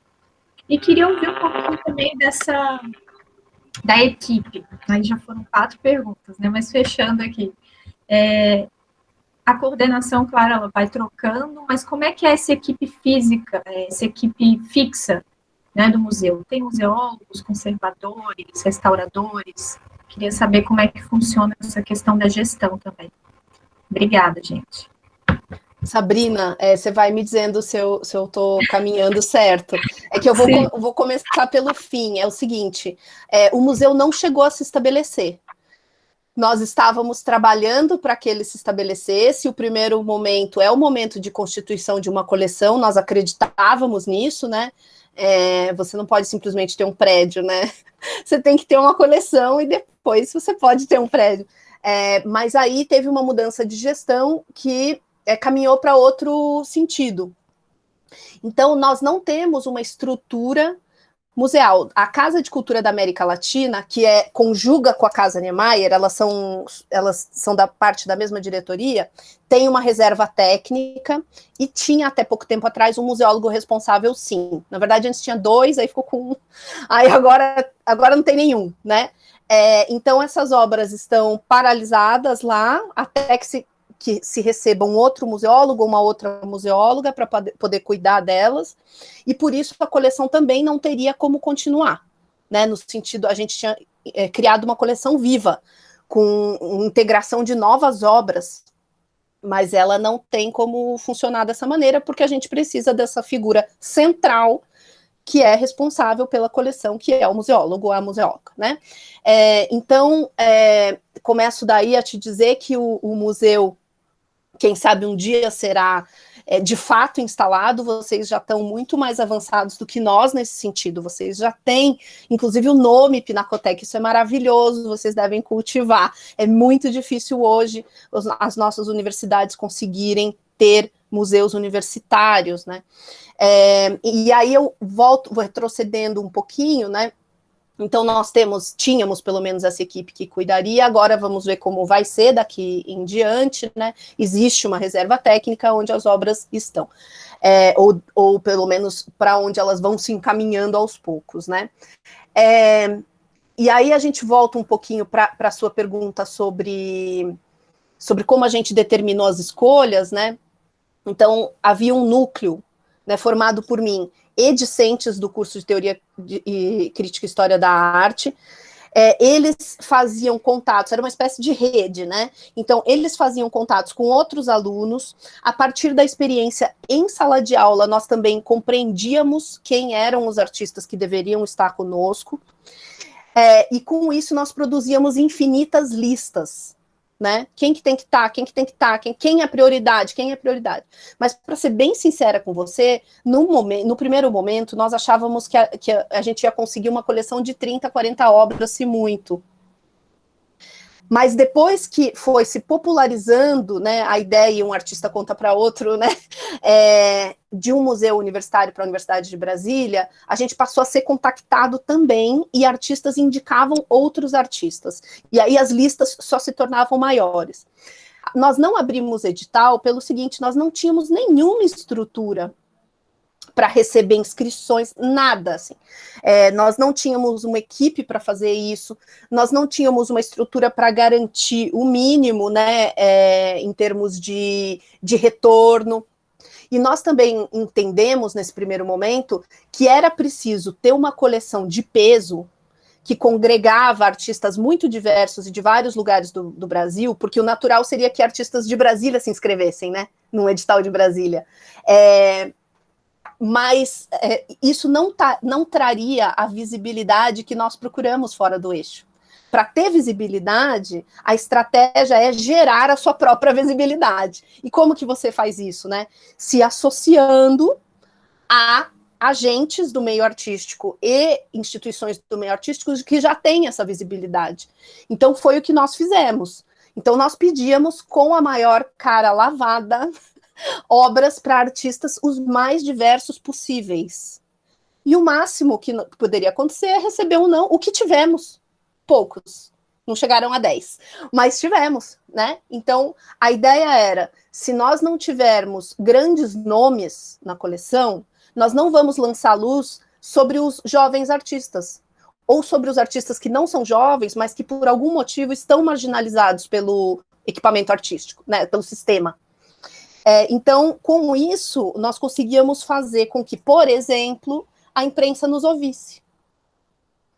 E aí nós alavancávamos outros artistas que precisavam de visibilidade. Então, era uma estratégia que passava por esse lugar, mas que passava também, em larga medida, pelas nossas relações pessoais, pela maneira como nós conversávamos com esses doadores. Então, havia uma conversa muito delicada, que muitos de nós fazíamos. Por exemplo, a Samara fazia o primeiro contato, ou o Vitor, que não está mais no grupo, porque foi estudar na Alemanha, né? Foi fazer estudos curatoriais na Alemanha. Mas eles ligavam, e depois eu fazia um outro contato, explicava cada detalhe do projeto, por que um museu universitário é importante no Brasil, por que ainda há muito poucos, por que dessa precariedade, da falta de reconhecimento das sociedades, inclusive muitas vezes das comunidades universitárias, né, em relação a essas coleções, a esses museus, e com isso nós conseguíamos doações de peso, porque um dos aspectos importantes que eu falei lá atrás, né, e vou lembrar aqui, é que muitas vezes as doações elas são muito delicadas, né, para qualquer museu. Elas passam por relações, elas passam por uma relação de confiança, mas, ao mesmo tempo, nós não poderíamos aceitar qualquer obra. Porque, para guardar essas obras, da mesma maneira que vocês, nós precisamos de verba pública, né? Então, assim, as obras precisam ser obras significativas, que nós sabemos que daqui 20, 30, 40 anos vão continuar sendo importantes para os estudantes, né? Para os pesquisadores. Então, era, assim, uma conversa realmente muito delicada, muito atenta, que acontecia a qualquer hora do dia ou da noite, sábado, domingo, não tinha horário, né, assim, se os artistas queriam falar conosco 10 vezes, nós conversávamos 10 vezes, explicávamos de novo, aí tinha um processo que o museólogo cuidava, que era o processo de doação mesmo, né, nós passávamos para ele depois do primeiro contato. Então, essa constituição de confiança, eu acho que ela é essencial, né, porque os parceiros, eles querem participar, né? Eles querem nos ajudar na universidade pública, mas eles precisam confiar que eles estão fazendo isso, né, dentro de um projeto sério, coerente e tal. Então, te falando bem a verdade, foi assim. E as listas eram realizadas junto com os discentes, numa teia enorme de gente que vinha conversar conosco, muita gente acabou nos procurando, né, nesse sentido. Então, essa é a segunda pergunta que você fez, né? E aí, a primeira, que eu estou respondendo por terceiro, eu acho, é a pergunta sobre o grupo de pesquisa? Seria essa? Isso. Então, nós conversamos no ano passado sobre a abertura para vagas, para participarem conosco do grupo de pesquisa. E aí, com o fim dos nossos processos, dos nossos projetos na Casa Niemeyer, né, nós resolvemos recuar um pouquinho para poder organizar os nossos projetos e poder abrir, então, sim, de fato, vamos abrir uma chamada pública para quem quiser integrar o nosso grupo. Mas isso deve acontecer, né, Samara? Acho que mais para o fim do ano, né? A ideia é que a gente fala um pouquinho sobre isso, sobre o que a gente discutiu.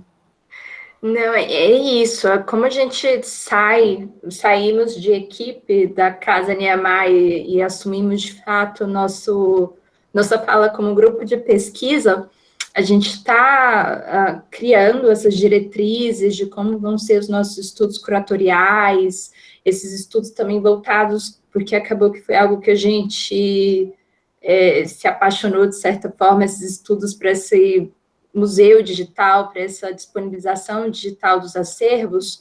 Estamos estruturando essas linhas de pesquisa e também quais os perfis, né, o que a gente vai poder oferecer para quem vier para o nosso grupo, para ter uma ideia clara do que a gente vai estudar. Eu acho que a partir do segundo semestre a gente vai poder trazer esse edital, porque a gente está muito afim de ter mais gente, mais cabeças pensando, trazendo ideias. Nosso grupo agora tem só, enfim, pessoas que residem em Brasília, ia ser muito interessante ter pessoas que estão em outros estados, que têm, às vezes, outras ligações com as redes sociais e com os estudos curatoriais. E aí, nesse sentido, às vezes, a gente botou lá a nossa @, academia de curadoria, quem entrava e vê que só tem a postagem do evento de hoje, porque como a gente não tinha rede social antes, a gente só usava a Casa Niemeyer, a gente está começando do zero de novo, nosso posicionamento digital, mas em breve a gente vai trazer lá todas as informações, tanto sobre os projetos que a gente já realizou, quanto dos que a gente está realizando agora, e futuramente a chamada para trazer novos pesquisadores para o grupo, né? Acho que é isso. Ótimo, obrigada. Obrigada, Ana. Obrigada, Samara. Tem mais uma pergunta, né? Maia tem uma pergunta. Maia Oliveira. Pode Boa ligar. tarde. Meu áudio está pegando? Dá para te Tá. ouvir. Tá. Queria primeiro agradecer a belíssima apresentação de vocês, toda a equipe, toda a coleta de informação. Boa tarde, Sabrina e Cecília. Sou estudante de artes visuais, com as professoras belíssimas que estão aqui presentes. Eu queria perguntar, voltando para uma questão minha, recentemente eu venho me descobrindo e me identificando como uma pessoa trans, né? E aí eu queria saber de vocês se vocês podem apontar a narrativa da transexualidade, ou a narrativa trans, travesti, dentro do acervo de vocês, já que vocês têm mais de 170 artistas, e, né, vários eixos, várias temáticas. E aí, assim, visando um termo que você falou, né, a questão da marginalização do artista, como é que vocês imaginam, ou como é que se dá, de fato, a presença do artista trans, da artista travesti, e a temática travesti dentro do conglomerado artístico de vocês? E queria dizer que, no período passado, Sabrina trouxe para a gente uma exposição também, né, o História em Parte. E se a professora depois quiser falar sobre, né, a gente também conseguiu sair um pouquinho de sala de aula e expor um pouco via rede social também, via Instagram. A gente conseguiu também fazer seminários abertos e tal. Então, é essa questão de democratizar a arte, né? Então, muito obrigado. E depois, se a professora quiser falar sobre, se conseguir encaixar, eu agradeceria, né? Já que é uma coisa da gente. E compartilhar também com vocês. Muito obrigado pela apresentação. Maia, eu vou começar dizendo que democratizar a arte já é democrática, né? A gente tem que democratizar o acesso, não é? O sistema é o problema, né? Então, assim, a gente opera contra o sistema, de dentro do sistema. É um pouco isso, assim, o que a gente faz no grupo é um pouco subversivo nesse sentido, né? A gente fica cutucando o sistema, né? Então, mas especificamente sobre a questão de arte relacionada à identitária, né? A questões identitárias, como é a proposta da arte trans que você traz, nós temos diversos artistas que participam dessa discussão. Você pode consultar nas obras que já estão disponibilizadas, mas de cabeça eu tenho aqui para trazer para você, e aí tem uma discussão, né, entre artistas que falam sobre isso em sua própria obra e artistas que se colocam dessa maneira, mas que não necessariamente discutem isso por meio da sua produção, né? Então nós temos, por exemplo, a Iná Cabé, que é uma artista que fala sobre isso, né, por meio da sua obra, então é uma questão da sua obra. Ela recentemente concorreu a um prêmio, se não me engano, pelo Instituto Tomi Otaki, há pouco tempo, ano passado, acho, depois de ter participado da Triangular e doado obra, né? Então, essa seria uma artista importante, que é estabelecida em Brasília, não sei se ainda está em Brasília, mas estava estabelecida em Brasília, foi estudante da UNB e integra a nossa coleção. Entre as figuras que já estão estabelecidas no meio, né, eu não sei se a gente poderia colocar nesse lugar também, mas me parece que talvez, né, a Liz Paraíso. Então, a Liz Paraíso pode estar, né, dentro desse recorte. Naqueles grandes eixos curatoriais que a gente propôs aqui, eu diria que isso pode ser tratado tanto a partir do eixo da sexualidade, né, que diz respeito a como se trabalham os corpos dentro dessa perspectiva, mas também a partir da discussão de gênero. Então, nós temos, sim, representantes que falam sobre isso, né? E a ideia é justamente, quando a gente fez essa exposição, a gente apresentou um texto curatorial, que é global, né? Então, que fala de muitas perspectivas que a exposição oferece. E a Samara, e eu e o Vitor escrevemos um texto que hoje está online, se chama Casa Niemeyer Digital, a gente pode depois, inclusive, encaminhar para a Cecília, que pode ser consultado também, e Vitor e eu escrevemos um outro texto mais aprofundado sobre a própria Triangular. Então, lá nós fazemos análises mais teóricas sobre a coleção. Mas a ideia é que a coleção sirva para que vocês façam esses estudos, né? Então, nós estamos aqui oferecendo fontes primárias, como num arquivo, né? A coleção é uma espécie de grande arquivo, e que vocês possam estabelecer os seus recortes e usar esses recortes nos seus TCCs, nas suas ICs, nos seus mestrados, inclusive nos seus doutorados, já que se trata de uma coleção gratuita, aberta e disponibilizada digitalmente. Então, me parece que, né, fica à vontade para você também nos dizer o que você encontra nessa coleção, mas para além daquilo que nós colocamos, né, como arte trans, nós, estou dizendo nós da equipe, né, mas como você também pode encontrar outras diretrizes ali dentro. E representantes, né, dessa discussão. Há, por exemplo, e aí eu trago para você a questão da arte indígena contemporânea, né, há artistas representantes das novas discussões disso que hoje está se chamando de arte indígena contemporânea, que não é um consenso também esse termo, né, e esses representantes, eles podem tanto estar num eixo que diz respeito à arte indígena contemporânea, como eles podem estar em muitos outros eixos, que falam, por exemplo, sobre também populações menos visibilizadas, marginalizadas, né? A questão do alcance e da falta de alcance às possibilidades de acesso aos meios públicos, né? Às ofertas de serviços públicos. Então, tem aí esse manejo que é uma possibilidade infinita de criação de diretrizes e recortes temáticos, né, para serem realizadas pesquisas. Samara, é por aí? Acho que é isso, Ana.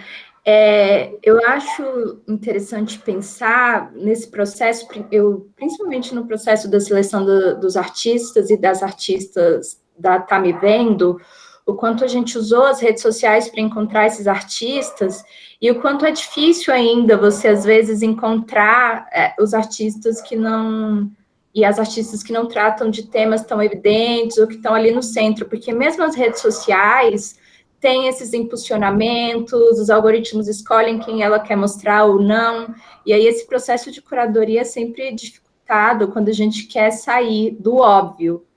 Então, eu acho que foi um desafio trazer artistas trans também para a coleção, assim como artistas indígenas, enfim, grupos que não são hegemônicos dentro da nossa cultura, mas foi algo que a gente teve em vista, não sempre foi possível, mas eu acho que o que a gente tem hoje é uma coleção que está aí para ser estudada, como a Ana disse, a partir das qualidades e do que pode ser aprimorado, né? Ela é uma coleção de arte contemporânea que pode, enfim, a nossa intenção é que ela pudesse ser constantemente atualizada, justamente para ir sanando essas questões que surgem a partir dos estudos. Então, estudamos aqui a coleção, percebemos que está faltando algo nesse eixo curatorial para que ele fique mais completo. Quem são as artistas que estão trabalhando? Vamos convidá-las? Será que elas vão aceitar participar da coleção? Então, eu acho que trabalhar com uma coleção de arte contemporânea é essencial que ela seja acompanhada de uma pesquisa acadêmica constante, justamente para ir sanando essas questões que vão surgindo, porque, de fato, a gente tem artistas trans na nossa coleção, mas se você olha de uma forma global, são ainda diminutas, podemos trazer mais, né? Eu acho que é esse olhar que a pesquisa pode trazer e aprimorar, para futuramente, não sei se a coleção vai continuar sendo atualizada, ela ser atualizada e ir sanando essas questões que são muito importantes.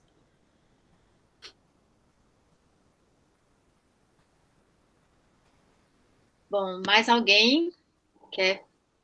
Temos um tempinho ainda, né, Sabrina?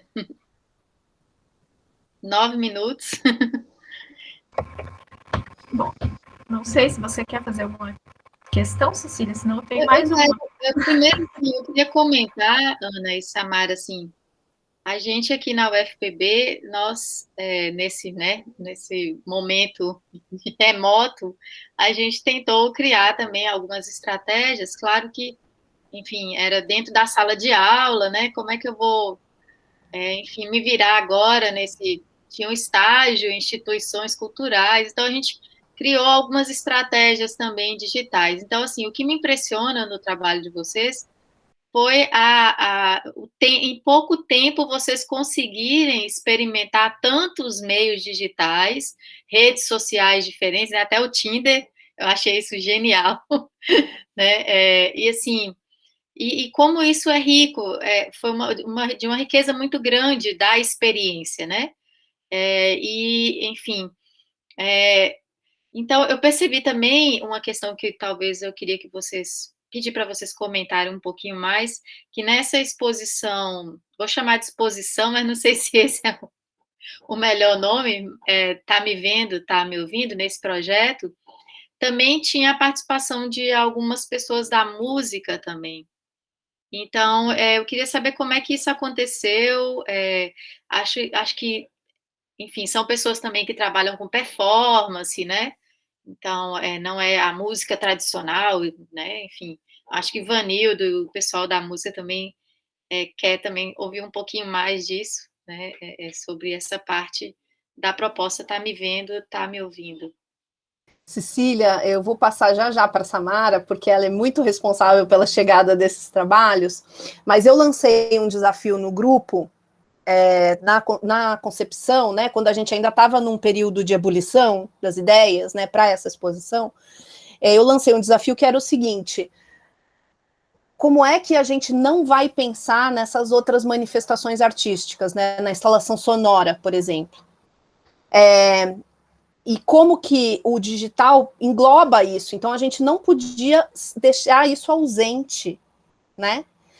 E aí, Samara foi realizar pesquisas para encontrar artistas que operavam nesse lugar, mas vejam, a partir do digital. Então, a gente tinha esse critério muito específico, né? Tinham que ser artistas que operavam a partir do digital, e que eram artistas, digamos assim, voltados para uma politização dos seus trabalhos, né? Então, todos os trabalhos têm aí, de alguma maneira, algum tipo de comentário social. Isso está em todas as obras. Eu vou passar para a Samara, porque daí ela vai contar um pouquinho melhor como foi esse encontro com um coletivo, né? Na verdade, um projeto coletivo que se chamou Língua Fora.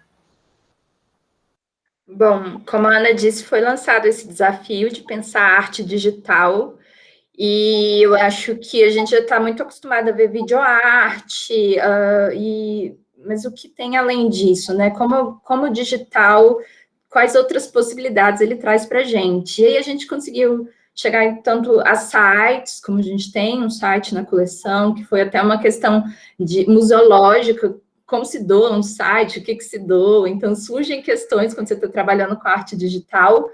E eu fiquei muito interessada na experimentação sonora, porque eu acho que quando a gente fala de arte contemporânea, não é mais essa coisa dividida, artes visuais, aqui é a música, aqui é o teatro, as coisas se misturam demais, elas caminham juntas, né? Os artistas, principalmente que trabalham com performance, você fica sem saber muito bem onde que eles estão. E aí eu fui atrás de coletivos, de artistas que trabalhassem com o sonoro, que eu acho que é algo que tem extremo potencial, e a nossa coleção tinha esse dado no título, Tá Me Ouvindo? Então, tá me ouvindo o quê? Né? Que sons são esses que nós poderíamos estar ouvindo? E foi nessa pesquisa nas redes sociais que eu cheguei no coletivo, no Língua Fora, que congrega uma série de artistas que trabalham sonoridades, que experimentam sonoridades, e muitos deles tinham performances, outros têm um álbum, e tinha postais visuais, postais sonoros, então, assim, são nomes diferentes, são partidos diferentes para falar sobre aquilo que às vezes a gente acha que é só um trabalho sonoro, mas não é, tem uma construção ali por trás bem mais ampla. E foi muito interessante, porque eu conversei com a Inês, agora me fugiu o sobrenome dela, Inês Terra, eu acho, que enfim, que foi quem estava ali à frente do Língua Fora, e ela trouxe essa série de artistas que foi uma descoberta, até enquanto estudante, quando eu olhei aqueles trabalhos para fazer uma reflexão curatorial sobre eles, para trazer um pensamento crítico, foi muito novo. Então, eu acho que foi esse desejo mesmo de tornar o museu, essa ideia de um museu universitário que tem arte contemporânea, que ele pense a arte contemporânea de uma forma global, não fique preso ainda a isso que o mercado quer às vezes vender para a gente, que ainda é muito visual, o digital traz outras opções. Então, foi muito rico, são artistas que são muito ligados à experimentação sonora, então, assim, eles não estão produzindo uma música comercial, tradicional, há ali muito mais uma experimentação do som, muitos deles trabalham com a vocalização, quais são os sons que você aproveita da sua boca, e quando você filma a sua boca e faz esses sons, qual é a potência que tem, outros vão trabalhar com os instrumentos, né, trazendo um casamento entre o instrumento e o corpo, como eles podem dialogar juntos numa performance. Então, são dados muito ricos. Eu imagino que, para quem é da música, também é muito interessante, porque traz essa experimentação atual, né? Foge do tradicional, que a gente chama de música. Obrigada, querida. Bom, gente, 2 minutos. Então, vou aproveitar, Cecília, e falar um pouquinho mais junto com a Samara, essa perspectiva, né, de uma ampliação daquilo que a gente entende como arte contemporânea. É óbvio que na universidade a gente já faz essa discussão, né, mas como fazer isso, mais uma vez, dentro das estruturas museais precarizadas, eu queria encontrar outra palavra, mas só me vem essa, né, que nós dispomos. Então, tanto no presencial, que era o caso da Triangular, né, e nós pensamos, por exemplo, sites específicos que cobriam a casa inteira, assim, que ocupavam banheiros, ocupavam jardim, quintais, corredores, cozinha, né, como na esfera do digital, eram importantes para nós. Então, no digital, de que maneira nós poderíamos tensionar esse lugar que nós víamos, principalmente nas instituições ou nos espaços comerciais, né, que era restringir os trabalhos, né, deixar trabalhos assim muito, às vezes trabalhos que não eram tão redondinhos, deixá-los redondinhos para que eles fossem um produto mais fácil de ser vendido. A nossa operação é toda ao contrário, né, nós não queremos facilidade, nós queremos justamente complexificar esses lugares, né, questionar esses lugares, trazer problemas, considerações, né, porque esse é o nosso trabalho, não é? O trabalho de todos nós aqui dentro da universidade. Então, a gente achava que, mesmo na esfera digital, a gente queria trazer esses questionamentos. E aí a gente acabou fazendo isso, principalmente com esse coletivo do Língua Fora, que foi lindo, eram inúmeros artistas.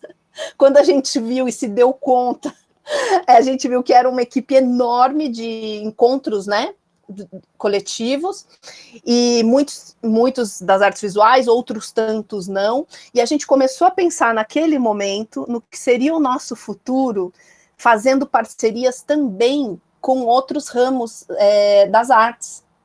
Então, como que a gente ia conversar, por exemplo, com o departamento de música, como que a gente ia conversar, né, com o departamento de design, tem design na exposição também, tem design digital. Então, assim, quando nós estávamos pensando em continuar na Casa Niemeyer, né, se fosse possível, era esse o caminho que a gente ia trilhar, a gente ia começar a fazer parcerias também para fora das artes visuais, trazendo esse ambiente, né, do centro cultural para dentro de um ambiente museal. Então, acho que o museu, no fim das contas, o que a gente queria, o nosso objetivo maior, era ser um museu vivo, tanto no que concernia trazer questões que os discentes apresentavam para a gente, né? Muitas vezes questionando museus estabelecidos, né, mais tradicionais, como trazendo perspectivas de outras áreas, não só das artes. Eu ficava imaginando, sonhando, né, quando tivesse gente da educação física fazendo trabalhos conosco, né, quando tivesse gente da biologia se interessando por fazer pesquisas e exposições conosco.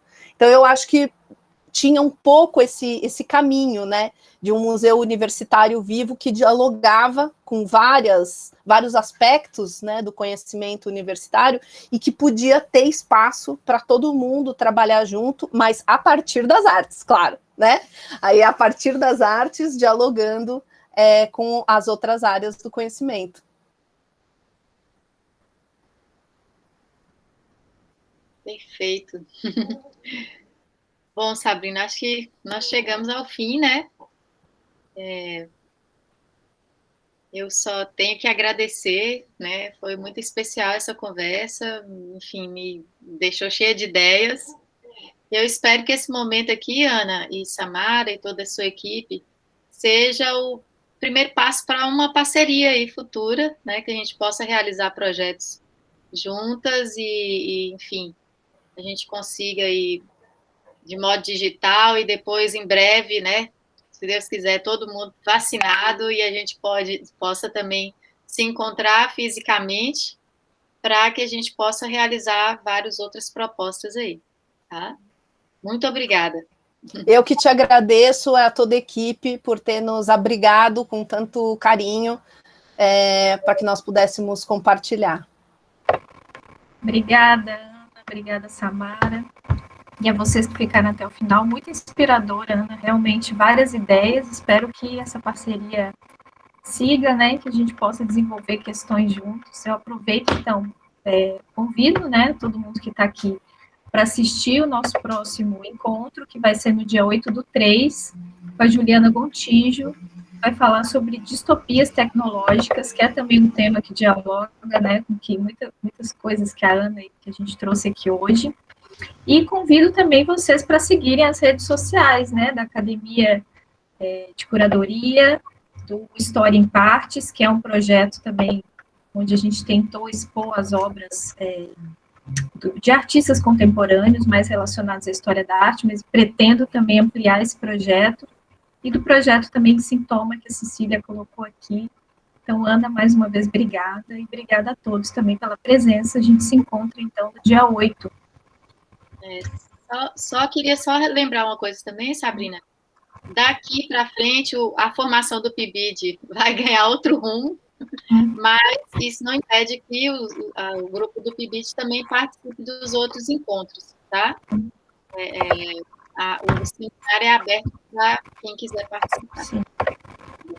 Gente, a última propaganda aqui vai ter a aula inaugural do programa de pós-graduação, que vai falar sobre raça e exposições, então é um tema também que dialoga com questões que nós colocamos aqui.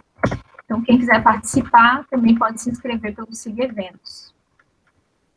Obrigada, gente. Parabéns, parabéns pelo trabalho. Parabéns, gente. Obrigada. Tchau, tchau. Boa noite. Tchau, tchau. Parabéns a vocês. Obrigado.